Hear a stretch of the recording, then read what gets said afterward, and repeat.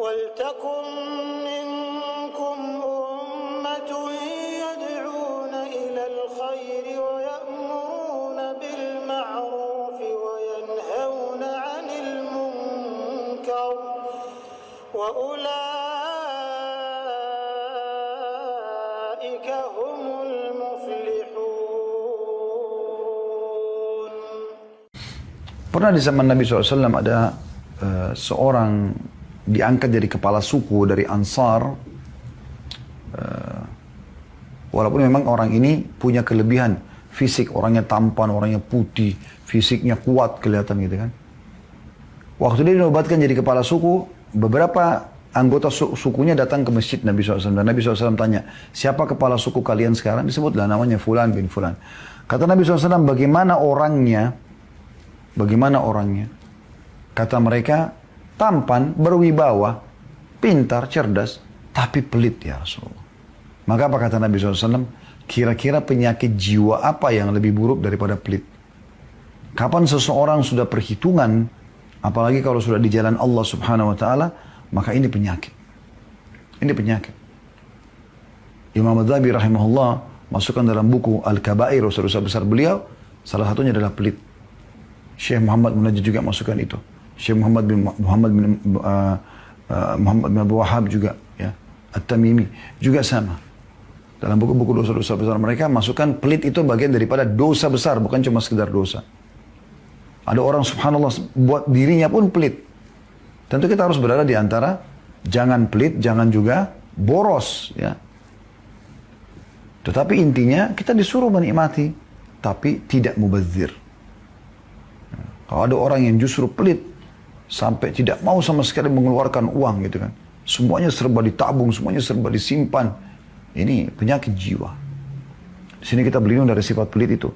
Dan dalam sebuah hadis kata Nabi SAW, "Mathalul bakhili wal mutasaddiq kamathalil rajulaini 'alaihima jubbatan min hadidin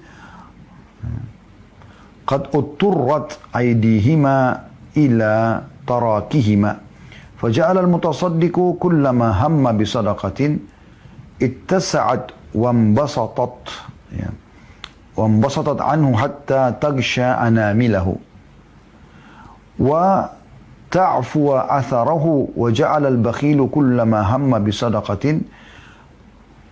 قلصت وأخذت كل حلقة بمكانها وأنا رأيت رسول الله صلى الله عليه وسلم يقول بإصبعه في جيبه فلو رأيتها يوسعها فلا تتسع.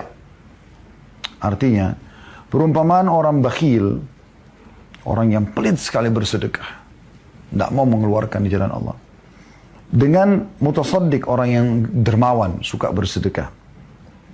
Seperti dua orang yang masing-masing mengenakan baju jubah terbuat dari besi yang terpotong bagian lengannya, hingga tulang selangka keduanya kelihatan. Setiap kali mutasaddiq atau orang yang dermawan ini hendak bersedekah, maka bajunya akan longgar dan akhirnya menutupi ujung kakinya dan bekas jalannya. Jika orang bakhil, pelit ingin berinfak, baju besinya mengerut dan setiap baju besi tetap di tempatnya tidak melebar. Maka Abu Hurairah mengatakan, aku mendengarkan Rasulullah SAW bersabda, atau sambil meletakkan jari-jarinya di sakunya, beliau mengatakan, kalau engkau melihat orang bakhil melonggarkannya, niscaya sakunya tidak akan menjadi longgar. Ini yang dimaksud adalah orang bakhil itu tidak akan ada manfaatnya. Buat dirinya tidak ada manfaat, buat orang lain juga tidak ada manfaat. Plus lagi dia berdosa dan tidak mendapatkan pahala. Sudah berdosa, plus tidak dapat pahala karena dia tidak ada pilihan. Dia bersedekah, dermawan, atau dia pelit. Ya. Nah, kalau dia bersedekah dia dapat pahala. Dia juga dilapangkan rezekinya, ya. Kita sudah pernah jelaskan masalah keajaiban bersedekah. Tapi orang bakhil tidak akan lakukan itu. Dan ini sudah pernah saya titik beratkan teman-teman sekalian, jangan pernah didik anak-anak kita terbiasa pelit. Bermula dari membelikan celengan. Berhentikan memberikan celengan. Tidak usah nabung. Ya. Tidak perlu nabung. Yang benar sedekahkan. Yang benar sedekahkan. Kecuali kebutuhan mendesak memang kita harus keluarkan dalam waktu dekat. Seorang wanita diberikan nafkah oleh suaminya untuk 1 bulan. Ya udah dia taruh untuk dia keluarkan bertahap, itu lain. Ya. Seorang anak diberikan oleh orang tuanya untuk biaya bulanan dia keluarkan, itu tidak ada masalah. Itu boleh dia keluarkan bertahap gitu. Ya. Tetapi ada orang subhanallah tidak seperti itu, bukan di bab ini gitu. Memang mereka sangat pelit, mereka kaya raya tapi nggak mau keluarkan duit, selalu perhitungan, bahkan untuk dirinya sendiri, untuk memberikan orang lain. Ya. Pelit, mungkin selama hidupnya tidak pernah mengeluarkan uang 100.000 atau 1 juta atau 10 juta atau 100 juta. Sementara kita dianjurkan oleh para ulama, kalau kita ingin melatih diri kita agar bersifat dermawan seperti sifat Nabi SAW dan sifat dicintai oleh Allah dan kita jauh dari sifat pelit, adalah kita harus berusaha bersedekah setiap saat kita tingkatkan jenis jumlah sedekah kita. Jenisnya dan juga jumlahnya. Kalau misalnya Anda sudah selama ini rutin sedekah 100.000, coba Anda pindah ke 1 juta. 1 juta sudah, coba ke 10 juta, coba ke 100 juta. Dan yakinlah teman-teman sekalian. Kata Nabi SAW, ma naqasa malun min sadaqah. Tidak akan berkurang harta seorang hamba karena sedekah, tapi bertambah. Resep untuk kaya sedekah. Daripada Anda belikan celengan buat anak-anak Anda mengatakan tabung ya nak, maka pastikan teman-teman akan muncul sifat pelit yang merupakan dosa besar ini. Saya pernah lihat begitu di kondisi anak-anak di rumah kami. Saya tidak pernah setuju dengan ini, tapi pernah istri saya memberikan celengan gitu. Sudah saya tegur alhamdulillah, dan mudah-mudahan sudah tidak akan ada lagi di rumah gitu ya. Maka anak-anak ini akhirnya keliling minta ke saya uang, minta ke umiknya uang ya. Bahkan sampai minta kepada PRT di rumah minta uang untuk nabung. Dan kalau kakaknya atau adiknya sentuh celengan, si kakak sentuh celengan adik atau adik sentuh celengan kakak, itu pasti marah. Bahkan kalau diangkat saja celengannya oleh orang tua yang ditaruh satu tempat, maka dia bisa ngamuk marah-marah kenapa celengannya nggak ada depan matanya. Coba bayangkan, terlahir nggak sifat pelit? Kenapa Anda enggak pada saat kasih uang jajan sekolah anak Anda di saat nanti sudah offline insya Allah misalnya.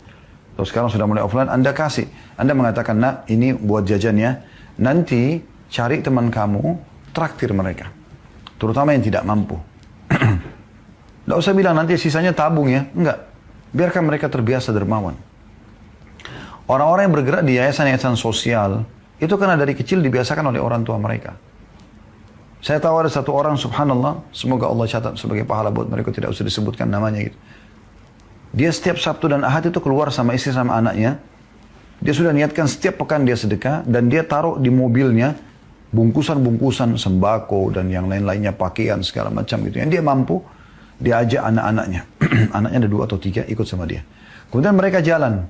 Dan dia bilang sama saya jalan Ustaz, saya tidak perlu tahu saya kemana gitu. Pokoknya saya jalan aja gitu. Misalnya kami masuk ke tol Cikampek, nanti kalau ada akses atau kami lewat pintu akses keluar, kami keluar. Kami lihat ada jalan masuk, karena kami masuk ke jalan.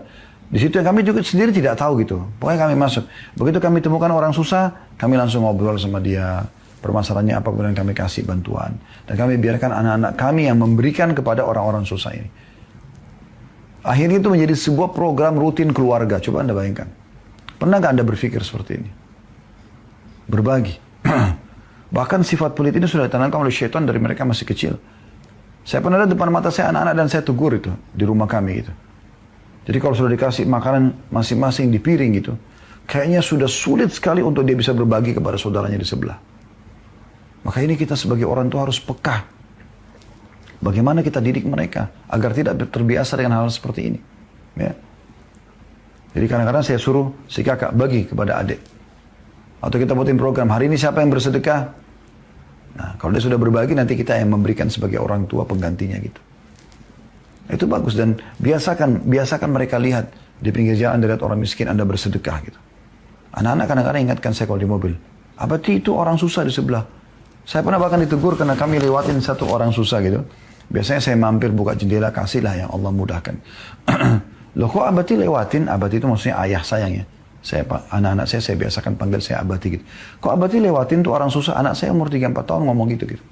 Alhamdulillah, berarti kan minimal sudah tertanam dalam diri mereka, oh orang susah harus dibantu. Dan sangat banyak orang tua tidak pernah tanamkan ini. Saya pernah memberikan mereka permen, coklat, snack. Kemudian saya suruh bungkus sama-sama. Mereka sudah sangat gembira, semangat bungkus di rumah gitu. Setelah bungkus saya bilang, sekarang abadi mau masing-masing bersedekah. Berikan siapa orang di rumah ya yang dipilih.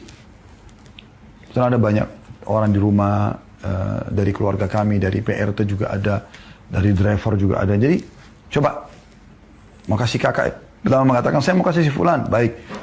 Yang kedua saya tanya, kasih si fulan, kasih. Biarkan mereka, lalu mereka pergi. Pada saat mereka sudah memberi, mereka kembali dengan semangat, wajahnya cerah, ceria gitu, mengatakan, berarti sudah, aku sudah sedekah. Oh, Masya Allah, bagus. Setelah itu, saya sendiri pribadi menyiapkan lagi buat mereka sebagai gantinya. Nah, ini karena kalian sedekah, ini Allah gantikan ya. Ya, jadi coba latih itu. Itu yang dianjurkan dalam Islam. Ajarkan mereka dermawan, bukan pelit. Bukan pelit. Dan ini bahaya nih. Kadang-kadang pelit sama diri, pelit juga sama orang lain. Bahkan pelit di jalan Allah subhanahu wa ta'ala. Mengeluarkan jalan Allah itu luar biasa perhitungannya.